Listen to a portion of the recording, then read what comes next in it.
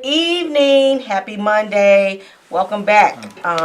Thank you for tuning in, CAN TV viewers. This is the Doty Report on Comprehensive Health. We are dedicating this segment to just raising awareness on health issues. Our goal is to educate and empower and connect the community with resources. We just want to see our communities live healthier lives.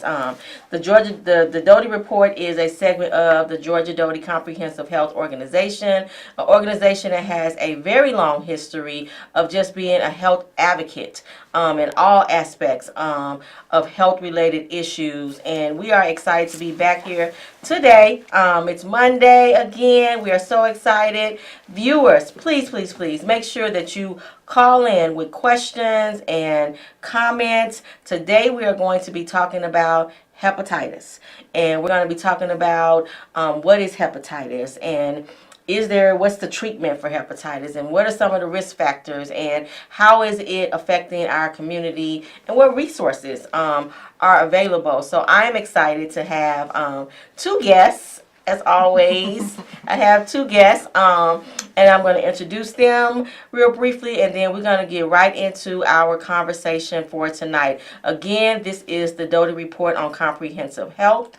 If you have any questions, if you don't get a chance to call in, you can always email us at thedotyreport@gmail.com. So let me introduce our guests.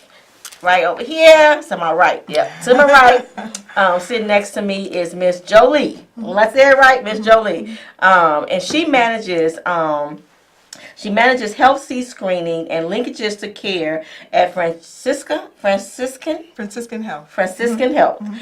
She works directly with patients, with the clinical staff, with the providers.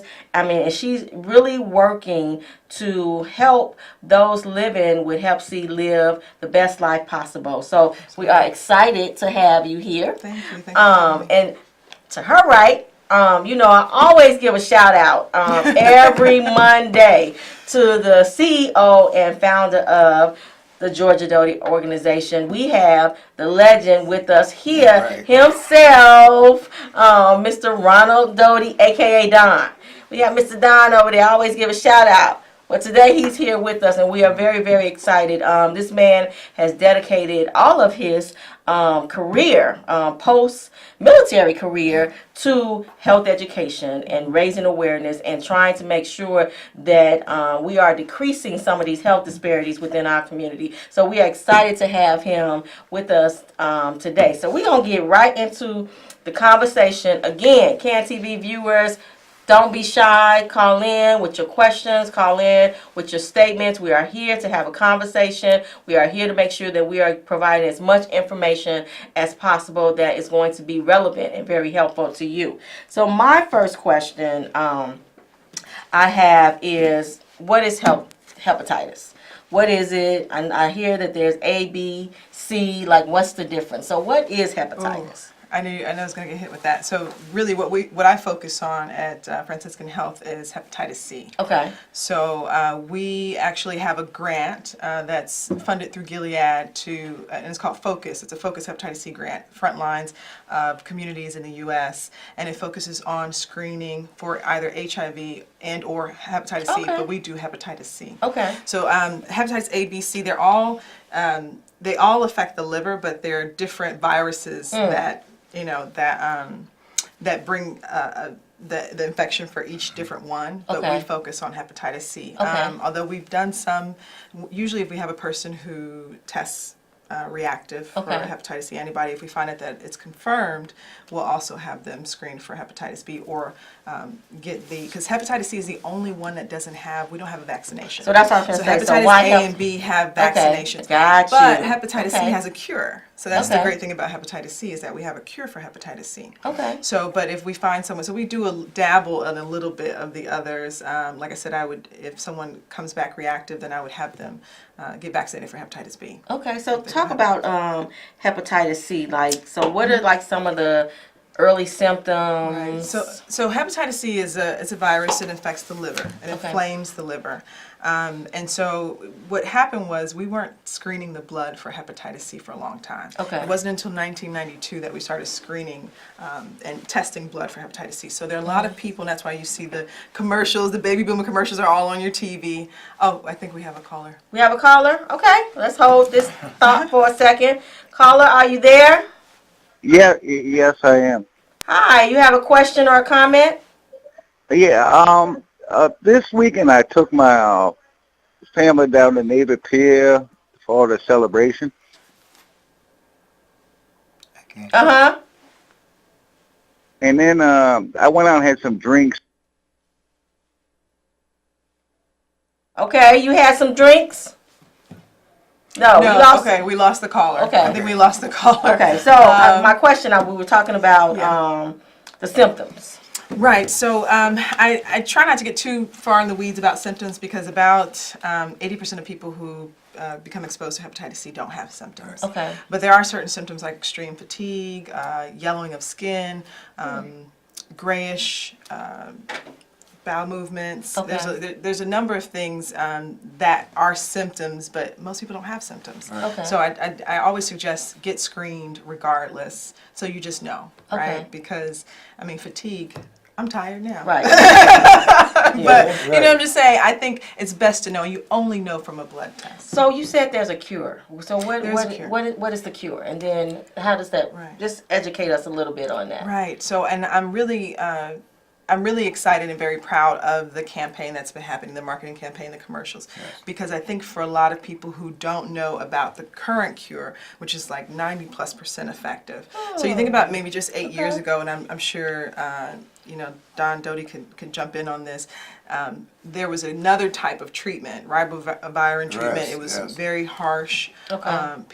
A lot of people suffered from depression while taking it, Okay. and it only had like maybe a 40-50% chance of actually working. So a lot of providers had to even think if they was it the best thing for their patient to even prescribe this. And it's a 12-month almost Right, program. 12 You had months, to take yeah. shots Yeah. and pills for about 12 months. Oh, wow. So it was very long. It was a lot to endure. So I'm excited that this new campaign is out to let Okay. people know that that's not the case anymore. Okay. Now the treatment again is 90+% effective. Okay. It's a pill a day. It's 8 to 12 weeks. There are a number of different options out there for people.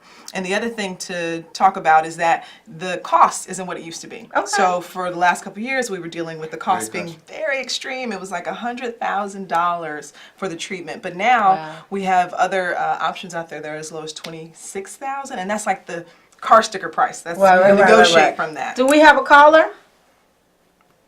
Or the caller, we lost it?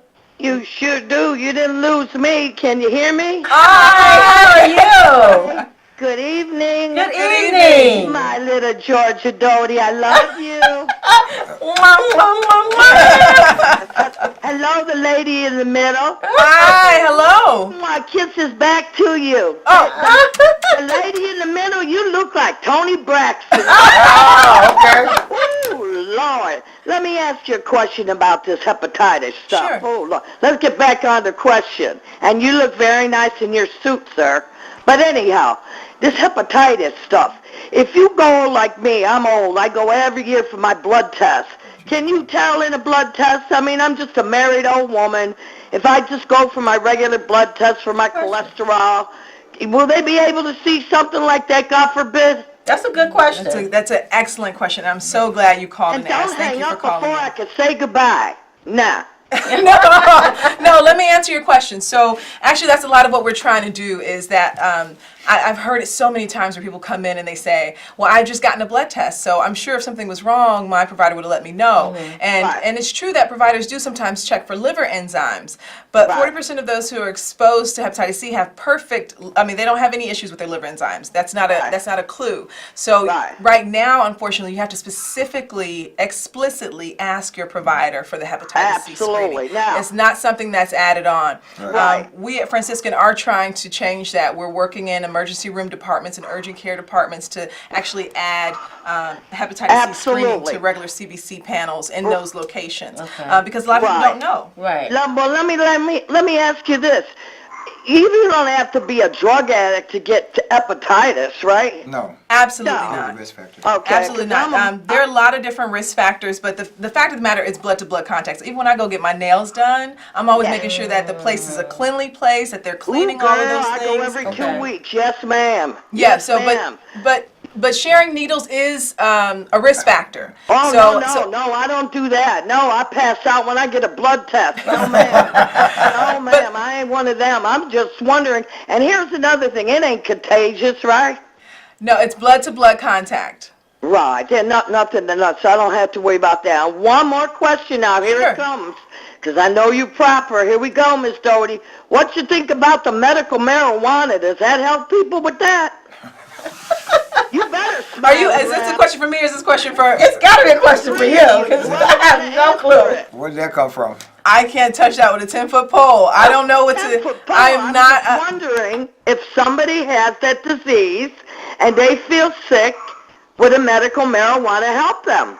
I can Well, there's a answer- treatment. Yeah, I can answer that. Yeah, medical go. medicinal marijuana There you has go. CDP in it, which is a factor to deal with pain and medical illnesses and issues that a lot of people are dealing with and trying to get off of opiates. So There you marijuana go. does have a medicinal effect to a lot of medical issues. Absolutely. See, you know where I'm coming from. Absolutely. There you go. Come on, Periwinkle. Hey, my husband's medical marijuana. He broke his back, and that's the only thing. He could have been an opie. He could have been Anna Nicole Smith overnight. But praise the Lord for the medical marijuana. He don't take no more pain pills. Get out of here. Good thing. Thank you so Thank you. much for calling with your questions.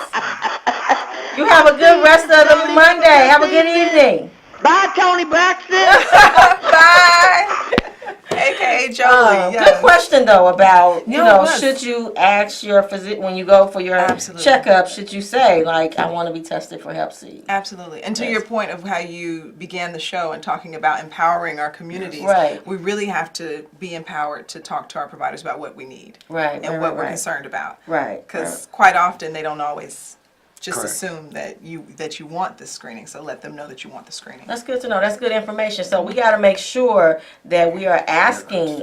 So we need to understand that just because we go in, get a checkup, get some blood work done, that does not mean that they're testing for everything. So we got to be, you know, educated. We got to be Absolutely. knowledgeable and know really what to ask for. So I'm gonna shift a little bit over to Mr. Doty. Oh, Okay. before you shift, I just wanted to mention, because she did ask about some of the risk factors. Okay. And so I definitely don't want people to think that it's just people who drug. Skip a step, drug- right. Right, right. So, Good so, point. so sharing needles, and that's Okay. any type of needle, not just if you're using drugs. Piercings, tattoos, things like Mm. that. Receiving contaminated blood products. Newborns who are born to a HCV-infected mother. A lot of people living with HIV. We see a lot of co-infection between Yes. hepatitis C Mm-hmm. and hepatitis C and HIV, and then healthcare workers. I mean, we started something at Special Physicians of Illinois where all new employees, all new hires were screened for hepatitis C, because if you're working in the field and you're constantly exposed to blood, you should be screened also. Okay. And all of our students, all of our CCOM students are also screened when they come on board. Okay. Okay. I'd like to also stress the importance for a lot of the brothers that are getting haircuts. It's very important that when the barber uses a razor, that razor is coming out of a new package. That razor wasn't used on the fellow's head before yours and before him. So it's very important that there's a lot of dimensions in terms of the risk factors in getting haircuts and hairlines. So it's very important to check and make sure you have a brand new needle. Right, and I think Razor. it's great to see even from me myself when I go now to a nail shop how they're opening, they have a new package of Yeah. utensils. Yeah. So it just really shows though Yeah. that the education and the awareness of, you know, all these different things that are going on in our community is making a difference, Yes. you know, because I remember 20 years back where we was all saying, you know, they cleaned a little bit and you were still getting your nails Yeah. done. Yeah. So that's the plus to know. So those are things to look out for. Nail shops, beauty salons, barber shops, Dental all offices. tattoo shops, Dental offices. dental offices. And, Okay. and I'd be remiss if I didn't say it. I know it's on the commercials, but I mean, the biggest risk factor is for those who are born between 1945 and 1965. Okay. So anyone who's born between that age, CDC recommends they be screened at least one time. Okay. Of course, if you have other risk factors, you want to be screened again. But Okay. anybody born between 1945 and 1965, CDC recommends they get screened because most of the people that we've found who are living with chronic hepatitis C were born between those ages. So that's like three-fourths of Good the people. information. So it's Very, about very, very good. 75%. So, Very yeah. good information. That's Okay, right. so I'm gonna shift a little bit, Yes, I'm sorry. because I believe I read somewhere that veterans are 3 times more likely Yes. to have Hep C. So what's that about? Well, the Or same why as is she that? mentioned, between 45 and almost to 71, there was no testing for hepatitis C. And most individuals, not just veterans, most adults, period, during that period, who have blood transfusions in the hospitals, as she mentioned, they're at risk for hepatitis C. But I want to mention the fact that those that served in Vietnam, those that were in the military from 45 to 1970, they were used an air gun. And this is the air gun that was used. And the government declared this air gun as faulty because as they were lining up before we were going overseas, we went down the line to each guy. Each guy got a shot. And the blood would back up Right. into the gun itself. Right. So Of course. whoever the first 20 guys that got shot, you were number 21. So you got everybody else's Blood, contamination yeah. of blood or whatever illnesses they may have had in the gun. So this air gun here was a very important factor that was able to provide VA financial benefit to a lot of the veterans who served during that period of time that was given this air gun that gave them the hepatitis C virus. Okay. Okay. So Wow. that's good. So you said, what was that, 1945 through? They Anyone were born between born- 1945 and 1965, Okay. it's recommended that they be screened at least once. So if you're born between 1945 and 1965, just go get screened. Yeah. And there's our Tinley Park location at Franciscan Health actually is going to have a grand opening tomorrow, and they will have test kits there. And the test kits are actually part of written into our grant, so it's completely free. If you want to go get the screening tomorrow in Tinley Park, you can go. I think it's at 4 p.m. that their grand opening is, and that's located at 16650 Harlem Avenue in Tinley Park. So there's an opportunity tomorrow. What is that, 7 to 9 p.m.? No, they're Or usually 4 open 7 to 9 p.m., so you can Okay. go anytime, but the grand opening is at 4 p.m. tomorrow. At 4 p.m. In Tinley Park at 16650 Harlem Avenue. You can actually go and get a free screening. Is that correct? Yeah. Okay, good information. Okay, so this is the Doty report on comprehensive health. We are talking about hepatitis. We're talking about how to get tested. We're talking about now that there's a cure. We talked about if you're born in this year span, that you should definitely, if you've never been screened or tested before, you should definitely do that. So what other resources are available for those who may not be insured? Are there resources for them to get tested, and if it's positive, get treated? Right. So for our grant, and that's really the issue, is that hepatitis C doesn't have a lot of resources right now. But there's been some good things that have happened, such as the fact that because of the co-infection, a lot of co-infection between hepatitis C and HIV, you have a lot of HIV agencies that are also working to promote, working to screen and promote awareness about hepatitis C, and to also kind of bridge the gap in resources. Howard Brown Health has a great hepatitis C program, and they put a lot of their own funding into it, and to making sure that there's linkage to care. So even our program at Franciscan has linkage to care. So if someone does come in and they are tested reactive, and I want to also be clear about this, a lot of the tests, the free tests are, OraSure tests, are antibody screenings. So antibodies are those things that come out and they fight the disease, right? You've been exposed to something, they come out and fight the disease. So antibody tests can come up reactive, and you've actually fought and won and don't have the disease anymore. Oh. So that happens in about 1 in 5 people. They actually Okay. cure themselves of hepatitis C. So wow. if you come in and you're screened and you get an antibody test and they say, okay, you're reactive, that doesn't necessarily mean that that you have it. Right. So you want to get a confirmatory screening. And I say all that to say, so people know that, but then also to know that in our grant we've written in to help those who are uninsured or underinsured to cover the cost of their confirmatory screenings. Okay. So we cover the cost of their confirmatory screenings and then make sure that we can get them linked into some type of care from that. But it's very hard for those who are uninsured or underinsured to make sure that they get the care that they need, especially because, I mean, from that point you need to see, what to what degree your liver is hardened. There's different types between F0 and F5, levels of that. And unfortunately, actually, there was an op-ed piece in Cranes about Illinois and just how far away we are from meeting the needs of people. Like Medicare does not cover those who are living with hepatitis C until they get like a F3, I think it is. Which is a severe stage. So what is that like for people to be at a severe stage? What is that going to mean for somebody that's at a severe stage? That means that they have either liver cancer. That means that they are at the final stages of it, where the medication won't even help or cure. Okay. So it's a very severe stage. You don't want to get to that. Now, at the VA, for all veterans get tested, get screened, and receive the insulin vaccination free. There's no cost for veterans. That's good to know. And they cured me. I had it for like 45 years, and I was really blessed, knock on wood, that it took care of it. And I'm very proud to be able to promote and use myself as an example who lived with it for 45 years. Wow. And so this is one of the reasons why I'm an advocate for it. Right. So that's even very, very important to know, to hear that you say you've lived with it for 45 years and the treatment worked. Yes.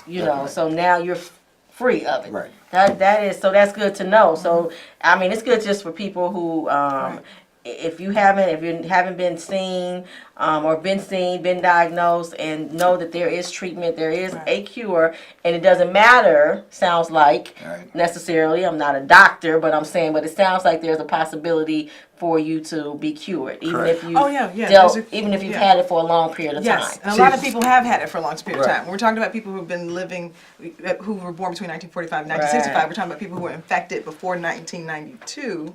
So we're talking about people who've been living with hepatitis C for some time. So, and that's what we call chronic hepatitis C, someone who is still living with it. And then what we're talking about with the progression of it, it can go to cirrhosis of the liver, and then we're talking about liver disease, cirrhosis of the and liver, faster and for liver those cancer. that are drinking a lot of alcohol, and they already have liver damage. It kind of facilitates a little much faster. But I want to bring up another population. For about 5 years, we were the only program to go into the Department of Corrections, and the risk factor in prison for all inmates that serve any kind of time in prison, the risk factor is very high that they're exposed to hepatitis C. They're in prison, they tattoo each other, and they use very crude methods in ink to be able to carve and to engrave the different designs into one's system. It's drug use also in prison, of course. They ain't going to hide that. It's a fact. So it's very important, because when we did our prison program, when they came out, we reached them before they reached back into society, and they were in the halfway houses. And the number of people that we tested for Hep C was very astounding. It was which was one of the factors where they allowed us to come in to deal with it, which we were the only program at that time to go in there, into the prisons, to educate the guys coming out about Hep C, and to go out and be peer educators and teach other individuals in their community and within their families. Right. No, I want to give some statistics just to back that up, because that's absolutely right. The adult prison population, 16 to 41% of inmates test positive for hepatitis C. 12 to 35% have chronic hepatitis C. The other age group that we're seeing with rates of new infections, high rates of new infections, are young people, 20 to 29-year-olds, and next to that is 30 to 39-year-olds. So we're seeing this become a younger generation issue.